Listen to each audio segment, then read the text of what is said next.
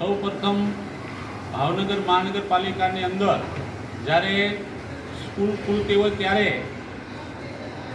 બાલવાટિકાના બાળકોને વેલકમ કીટનું જે આયોજન કર્યું છે અમારા શહેર પ્રમુખ હિતેશભાઈ વ્યાસ તેમજ તમામ વોર્ડ પ્રમુખો, વોર્ડ સમિતિ અને કોર્પોરેટર થઈ અને આયોજન કરેલું છે। તમામ સ્કૂલની અંદર જે બાળકો પ્રવેશ કરતા હોય એ તમામ બાળકોને વેલકમ કીટનું વિતરણ કરીએ છીએ। આજે અમે સિત્રા ફુલસર વોર્ડની અંદર ગૌતમ બુદ્ધ પ્રાથમિક શાળાની અંદર આજે પણ વેલકમ કીટનું વિતરણ કર્યું છે।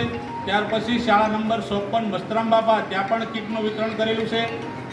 ઇન્દિરાનગર સ્કૂલની અંદર વેલકમ કીટનું વિતરણ કરેલું છે। પ્રમુખ સ્વામી મહાદેવનગર સ્કૂલની અંદર વેલકમ કીટનું વિતરણ કરેલું છે।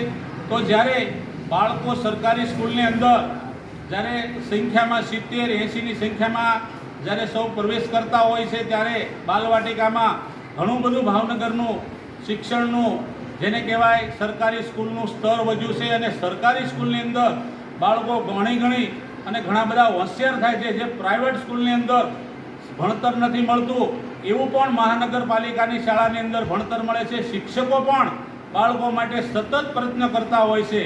અમે જોઈએ છીએ આ તમામ શાળા સિત્રા ફુલસર વોર્ડની હોય કે ભાવનગર 13 વોર્ડની અંદર મહાનગરપાલિકાની શાળાની અંદર સારું એવું શિક્ષણ મળી રહ્યું છે બાળકોને અને અક્ષય પાત્રનું સારું એવું ભોજન મળતું હોય છે।